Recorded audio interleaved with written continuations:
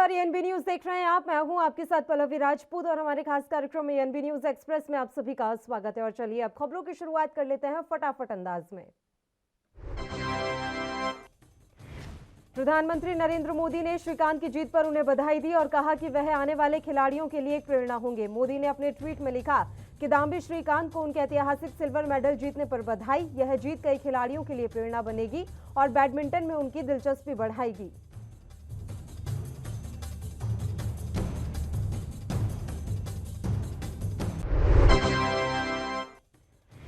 केंद्रीय रक्षा मंत्री राजनाथ सिंह ने कहा कि काशी विश्वनाथ मंदिर के भव्य निर्माण पर वो लोग ट्वीट कर रहे हैं जिन्होंने अयोध्या में राम भक्तों की छाती पर गोलियां चलवाई थी। क्या ऐसे लोगों से चुनाव में बदला नहीं लेंगे? पिछले चुनाव में उत्तर प्रदेश की 325 सीटों पर भाजपा ने जीत हासिल की थी। इस बार सीटों की संख्या बढ़ानी चाहिए, एक सीट भी घटनी नहीं चाहिए।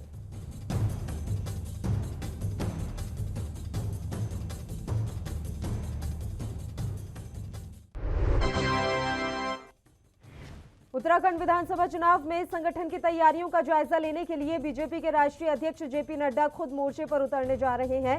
वह 26 दिसंबर को देहरादून आएंगे। पूरी तरह से इस सांगठनिक दौरे में नड्डा एक एक सीट पर पार्टी, विधायक और टिकट की दौड़ में शामिल दावेदारों के दमखम की जमीनी हकीकत का पता लगा सकते हैं।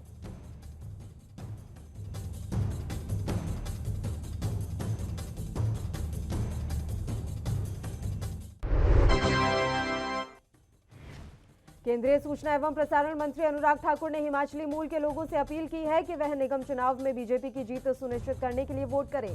बीजेपी के साथ हिमाचल वासियों के हित सुरक्षित हैं। ठाकुर ने कहा कि चंडीगढ़ वासियों के लिए डबल इंजन की सरकार बेहद ही लाभदायक साबित हुई है।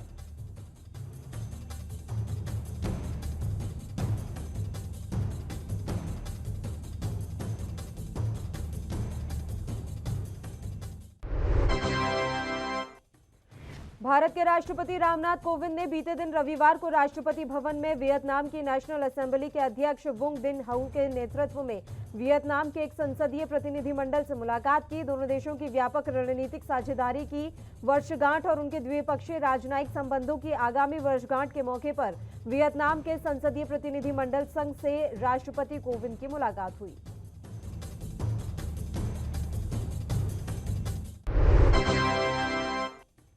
केंद्रीय मंत्री नितिन गडकरी यूपी के जौनपुर दौरे पर पहुंचे। जौनपुर के मछली शहर नगर स्थित फौजदार इंटर कॉलेज के मैदान में केंद्रीय मंत्री और सीएम योगी पहुंचे। यहां केंद्रीय मंत्री ने 573 करोड़ 36 लाख की परियोजनाओं का लोकार्पण और शिलान्यास किया। फिर जनसभा को भी संबोधित किया। जौनपुर से मुख्यमंत्री केंद्रीय मंत्री गडकरी के साथ बाबतपुर एयरपोर्ट लौट गए।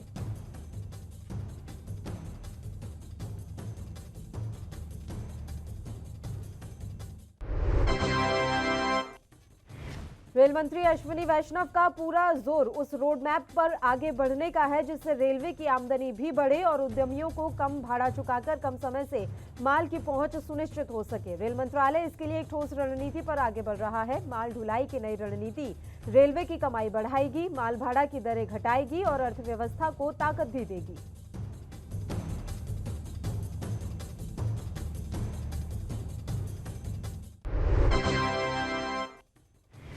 केंद्रीय मंत्री डॉक्टर जितेंद्र सिंह ने नई शिक्षा नीति 2020 पर जम्मू के क्लस्टर विश्वविद्यालय के शिक्षकों के साथ संवाद सत्र आयोजित किया। डॉक्टर सिंह ने कहा कि एनईपी 2020 का उद्देश्य वर्षों से चली आ रही विसंगतियों को दूर करना और उन प्रावधानों को पेश करना है जो समकालीन समय को ध्यान में रखते हैं। बातचीत के दौरान मंत्री ने कहा कि पिछली शिक्षा नीति में सबसे बड़ी विसंगति नामकरण ही थी।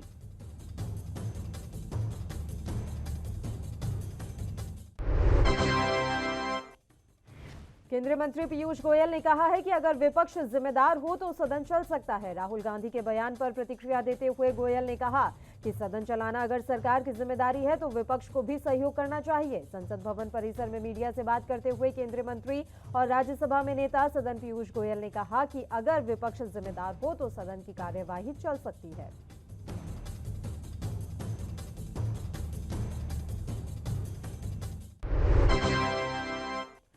प्रधानमंत्री सूक्ष्म खाद्य प्रसंस्करण योजना के तहत देश के 2 लाख स्वयं सहायता समूहों को जोड़ा जाएगा।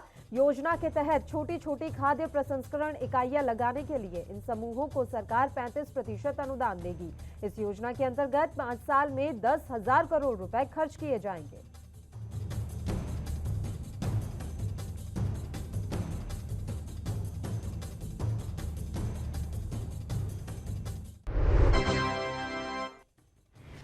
संसद में शीतकालीन सत्र के पहले दिन राज्यसभा से विपक्ष के 12 निलंबित सांसदों के मुद्दे पर केंद्र सरकार ने सोमवार सुबह 10 बजे बैठक बुलाई। विपक्ष के सूत्रों से मिली खबर के अनुसार इस बैठक में उन दलों को बुलाया गया जिनके सदस्य निलंबित हैं। हालांकि इस मामले पर अब विवाद भी शुरू हो चुका है।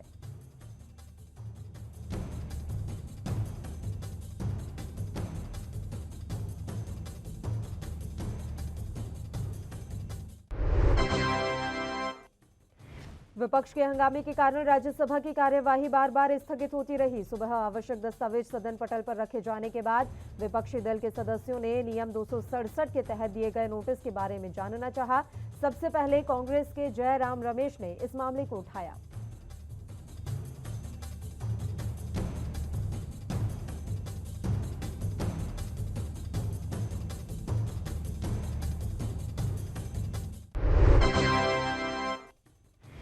विपक्षी दलों के भारी हंगामे के बीच चुनाव कानून विधेयक 2021 सोमवार को लोकसभा में पास हो गया।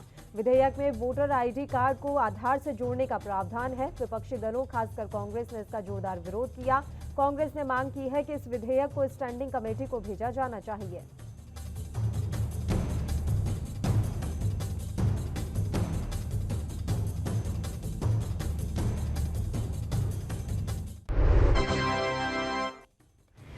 लोकसभा ने सोमवार को विपक्ष के विरोध के बीच चालू वित्त वर्ष के दौरान सरकार को विभिन्न मुद्दों पर अतिरिक्त 3.73 लाख करोड़ रुपए खर्च करने के लिए अधिकृत अनुदान की अनुपूरक मांगों के दूसरे बैच को मंजूरी दे दी। मांगों पर चर्चा के दौरान वित्त मंत्री निर्मला सीतारमण ने सदन को आश्वासन दिया कि सरकार खाद्य तेल और अन्य आवश्यक वस्तुओं की कीमतें कम करने के लिए कदम उठाएगी।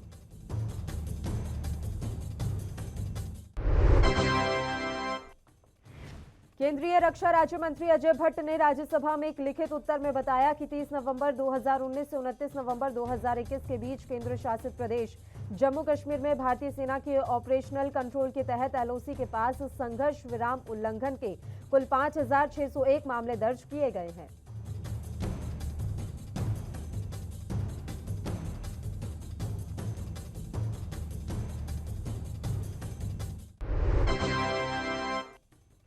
केंद्रीय स्वास्थ्य मंत्री मनसुख मंडाविया ने राज्यसभा में कहा कि प्रधानमंत्री नरेंद्र मोदी के नेतृत्व में हमारे स्वास्थ्य कर्मियों के प्रयासों के साथ 88% पात्र आबादी को कोविड रोधी टीके की पहली और 58% को दोनों खुराकें लगाई जा चुकी हैं। उन्होंने कहा कि आज की तारीख में देश की जनसंख्या के बड़े हिस्से का टीकाकरण हो चुका है।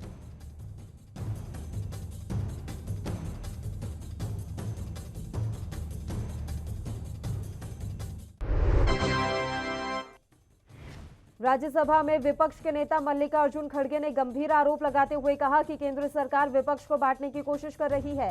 15 से 16 दल मिलकर इस मुद्दे के खिलाफ लड़ रहे हैं। वे हमें बांटने के लिए केवल 5 दलों के सदस्यों को बुलाते हैं। यह फूट डालो और राज करो की नीति शायद उन्हें अंग्रेजों ने ही दी थी।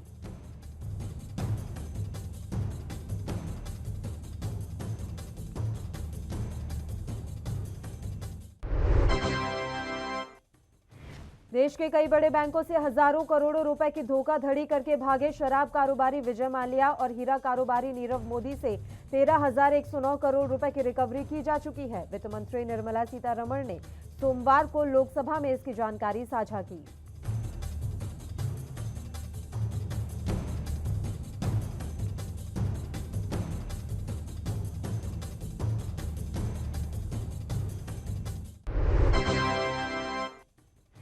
मध्य प्रदेश विधानसभा का शीतकालीन सत्र सोमवार को शुरू हुआ। इस बार विपक्ष ने ओबीसी आरक्षण पर सरकार को घेरने की तैयारी कर रखी थी। वहीं विधानसभा के बाहर प्रदेश भर के 20,000 चयनित शिक्षकों के प्रदर्शन को देखते हुए भारी पुलिस बल तैनात कर दिया गया था।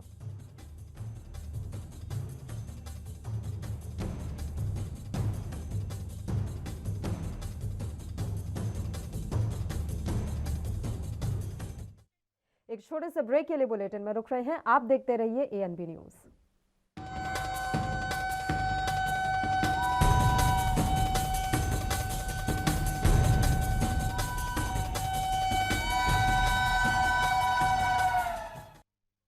ब्रेक के बाद एक बार फिर से शुरुआत कर लेते हैं एएनबी न्यूज एक्सप्रेस की। अमृतसर में श्री हरमंदिर साहिब में हुई बेअदबी की घटना को लेकर सत्तारूढ़ कांग्रेस को घेरने में विपक्ष जुट गया है। सभी प्रमुख विपक्षी दलों शियत, बीजेपी और आप ने इसके लिए पंजाब सरकार को जिम्मेदार ठहराया है। पूर्व मुख्यमंत्री प्रकाश सिंह बादल ने इस मामले की जांच केंद्रीय एजेंसी से कराने की मांग की।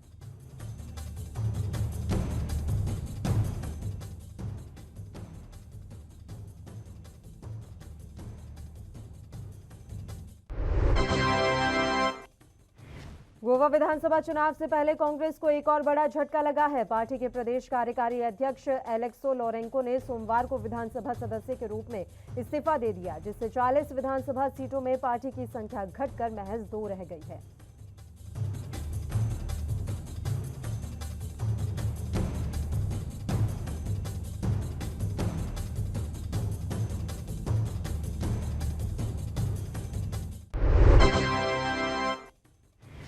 दिल्ली में ओमिक्रॉन के बढ़ते खतरे को देखते हुए सोमवार को कैबिनेट और दिल्ली आपदा प्रबंधन प्राधिकरण की बैठक के बाद मुख्यमंत्री अरविंद केजरीवाल ने केंद्र से गुजारिश की है कि वह राजधानी में बूस्टर डोज लगाने की इजाजत दें। केजरीवाल ने मुफ्त राशन वितरण को लेकर किए गए बड़े फैसले और टीचर्स यूनिवर्सिटी पर दी जानकारी साझा की।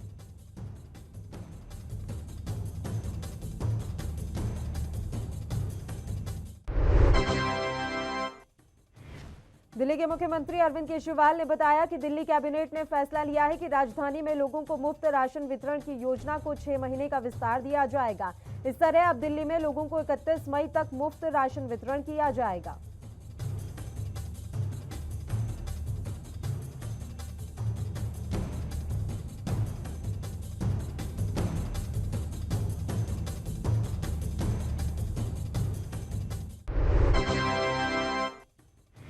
जम्मू कश्मीर में विधानसभा चुनावों के लिए लगातार कसरत जारी है। इससे पहले परिसीमन आयोग ने सभी विधानसभा क्षेत्रों का ब्यौरा तैयार कर लिया है। सूत्रों के मुताबिक सोमवार को हुई बैठक में जम्मू संभाग में 6 और कश्मीर में 1 विधानसभा सीट बढ़ाए जाने का प्रस्ताव रखा गया है।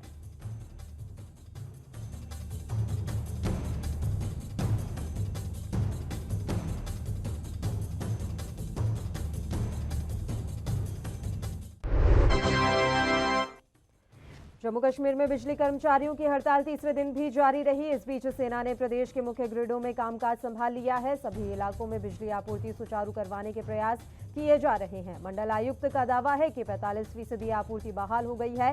रात तक सभी जगह पूरी तरह आपूर्ति सुचारू कर दी जाएगी।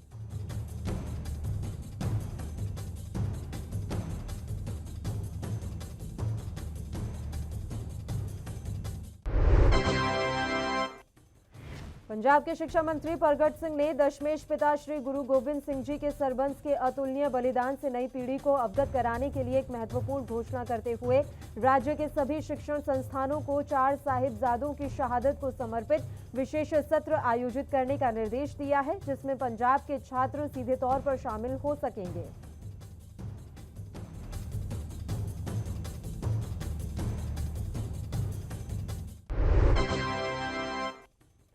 Punjab state cooperative milk producers federation limited Verka, जो कि Punjab dairy farmers procurement and marketing organisation का प्रमुख ब्रांड है, इसे मिल्क प्रोसेसिंग में उत्कृष्ट नेतृत्व की भूमिका के लिए कृषि उद्यमी कृषक विकास चैम्बर द्वारा सम्मानित किया गया है।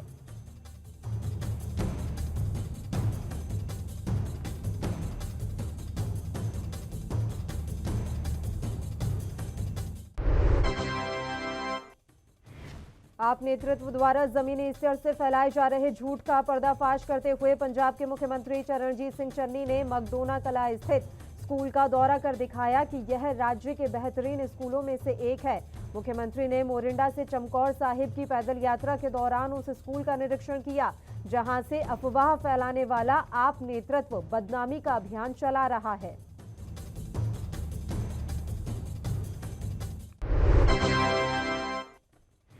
पंजाब के deputy CM S Sukhjinder Singh Randhawa ने केंद्र सरकार से आपराधिक प्रक्रिया संहिता पंजाब संशोधन विधेयक 2018 और भारतीय दंड संहिता पंजाब संशोधन को मंजूरी देने का आग्रह किया है।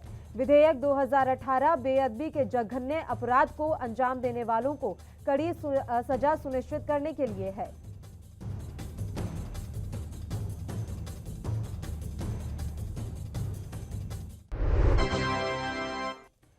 यूपी के सिद्धार्थनगर जिले में आयोजित 25वें मंडलीय बेसिक बाल क्रीड़ा एवं शैक्षिक समारोह का उद्घाटन बेसिक शिक्षा मंत्री सतीश द्विवेदी ने किया। 20 दिसंबर से 22 दिसंबर तक जिला मुख्यालय के स्टेडियम में आयोजित इस खेल प्रतियोगिता में बस्ती मंडल में आने वाले बस्ती, सिद्धार्थनगर, संत कबीरनगर जिले के प्राइमरी स्कूलों के बच्चे प्रतिभाग कर रहे हैं।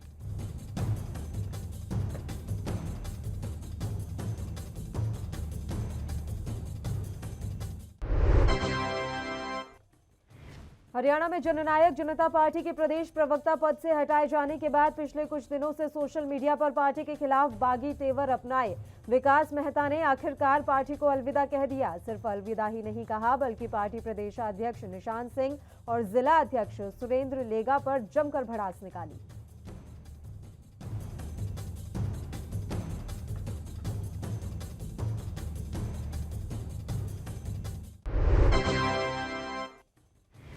हरियाणा के खंड तोशाम की आंगनवाड़ी वर्कर्स और हेल्पर्स यूनियन ने अपनी मांगों को लेकर तोशाम के तिकोना पार्क में अनिश्चितकालीन धरना दिया। इसके पश्चात आंगनवाड़ी कार्यकर्ताओं ने तिकोना पार्क से लेकर एसडीएम कार्यालय तक प्रदर्शन किया और नारेबाजी करते हुए एसडीएम तोशाम के माध्यम से मुख्यमंत्री को अपनी मांगों का ज्ञापन सौंपा।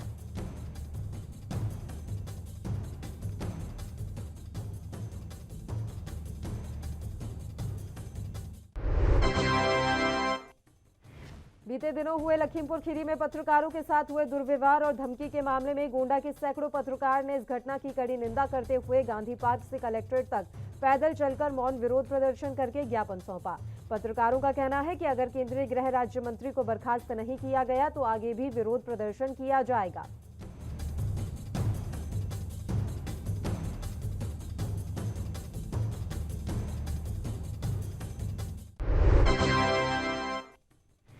यूपी के औरैया में एसपी के निर्देश पर जनपद में अपराध एवं अपराधियों के विरुद्ध अभियान चलाए जा रहे हैं। इसी कड़ी में औरैया पुलिस को बड़ी सफलता मिली है। ऑनलाइन ठगी करने वाले गैंग को पुलिस ने दबोच लिया। आम जनमानस को झांसे में लेकर ऑनलाइन फ्रॉड करने वाले गिरोह के मास्टरमाइंड सहित 3 शातिर अभियुक्त गिरफ्तार किए गए।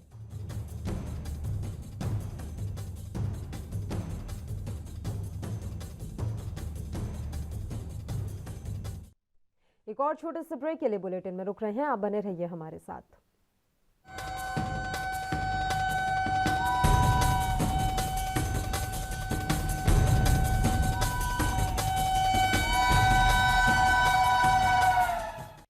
ब्रेक के बाद एक बार फिर से आप सभी का स्वागत है और एक बार फिर से फटाफट खबरों की शुरुआत कर लेते हैं। हरियाणा के अंबाला में 134A के तहत प्राइवेट स्कूलों की कुल 6,888 सीटें रिजर्व हैं, जिसके लिए 5 दिसंबर को 2,837 आवेदक बच्चों द्वारा असेसमेंट परीक्षा दी गई थी। पिछले सप्ताह शिक्षा विभाग द्वारा पहली अलॉटमेंट ड्राइव में 1,937 बच्चों को स्कूल अलॉट किए जा चुके हैं, लेकिन प्राइवेट स्कूलों के रुख से अभिभावक भटकते नजर आ रहे हैं। अभिभावक कभी उनके बच्चों को अलॉट किए गए अभी फैसले से नजर नहीं आ रहे। यूपी के जनपद मैनपुरी के अलाव थाना क्षेत्र के ग्राम इलाहाबांस में लंबे अरसे से शस्त्र बनाने वाली फैक्ट्री का संचालन किया जा रहा था, जिस पर स्वाट टीम और स्थानीय थाना पुलिस ने मुखबिर की सूचना पर छापामार कार्रवाई करते हुए 2 अभियुक्तों को गिरफ्तार कर लिया है, तो वहीं एक अभियुक्त भाग जाने में सफल हुआ।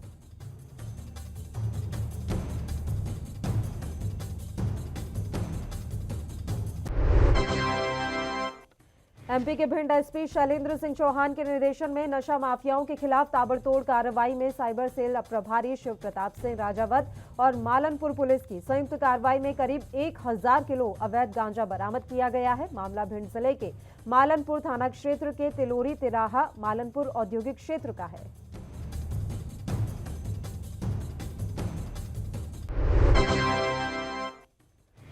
मुंबई क्राइम ब्रांच की यूनिट 11 ने एक शख्स को गिरफ्तार किया है, जिसके पास से 4 पिस्टल और 2 जिंदा कारतूस बरामद किए गए। क्राइम ब्रांच को गुप्त सूचना मिली थी कि एक शख्स ऑटो में दहिसर इलाके में हथियार बेचने के लिए आने वाला है। जैसे ही संदिग्ध ऑटो दिखाई दिया, क्राइम ब्रांच ने ऑटो रोककर युवक को हिरासत में ले लिया।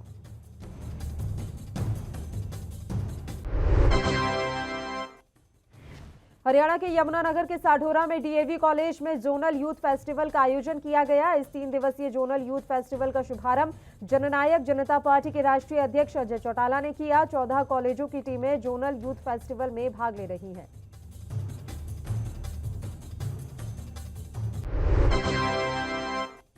हरियाणा के करनाल नई शुगर मिल से बिजली की हाई टेंशन नई लाइन निकालने को लेकर किसान शुगर मिल के बाहर धरना दे रहे हैं। जिला सचिवालय में डीसी निशांत कुमार यादव से मिलने आए किसानों का कहना है कि गलत तरीके से एस्टीमेट बनाकर लाइन निकाली जा रही है।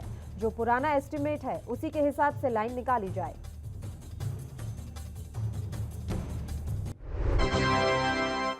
कोविड के नए वेरिएंट ओमिक्रॉन की दहशत पूरी दुनिया में है। ओमिक्रॉन वेरिएंट का असर स्टॉक मार्केट पर भी देखने को मिला। कारोबारी सप्ताह के पहले ही बाजार में बड़ी गिरावट देखने को मिली। बाजार खुलते ही बिकवाली का दौर देखने को मिला और बाजार लाल निशान पर कारोबार करने लगा। देखते ही देखते निवेशकों को 11 लाख करोड़ रुपए से अधिक की चपत लग गई।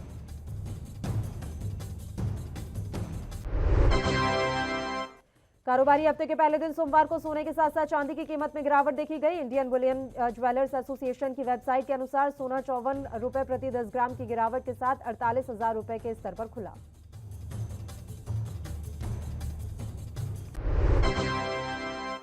बढ़ती महंगाई पर काबू पाने के लिए वित्त मंत्रालय ने 7 कमोडिटीज की वायदा ट्रेडिंग पर तुरंत प्रभाव से रोक लगाने के निर्देश दिए हैं। सेबी ने आदेश पर सभी के लिए 1 साल पर रोक लगा दी है।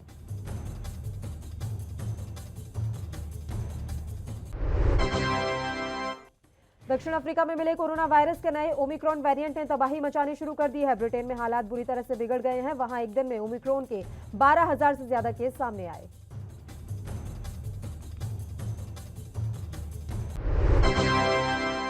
अफगानिस्तान में मानवीय संकट पर चर्चा करने के लिए आयोजित इस्लामिक सहयोग संगठन की बैठक में पाकिस्तान के पीएम इमरान खान ने तालिबान के बचाव में शर्मनाक बयान दिया। इमरान ने तालिबान की लड़कियों को स्कूल नहीं जाने देने और महिलाओं के साथ भेदभाव को सांस्कृतिक संवेदनशीलता से जोड़ दिया।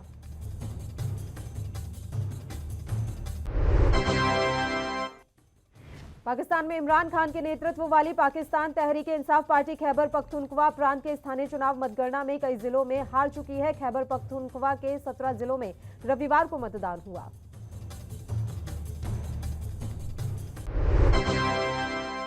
पनामा पेपर से जुड़े मामले में ऐश्वर्या राय बच्चन को समन किया गया था। उन्हें प्रवर्तन निदेशालय ने पूछताछ के लिए बुलाया, जिसके बाद ऐश्वर्या ईडी के दिल्ली दफ्तर में पूछताछ में शामिल होने पहुंची।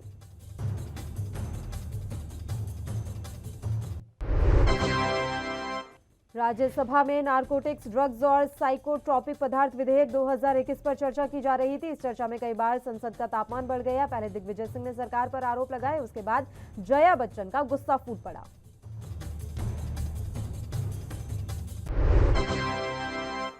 $200 करोड़ की महाठगी करने वाले कॉनमैन सुकेश चंद्रशेखर ने जैकलिन फर्नांडीज को लाखों करोड़ों के तोहफे ही नहीं बल्कि woman centric super hero film का लालच भी दिया था।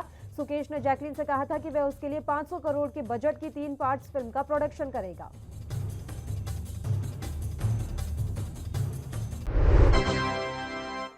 बॉम्बे हाईकोर्ट ने अरमान कोहली को जमानत देने से इनकार कर दिया है। 25 अक्टूबर को अरमान की तरफ से जमानत याचिका दाखिल की गई थी, जिस पर सुनवाई करते हुए कोर्ट ने इसे खारिज कर दिया।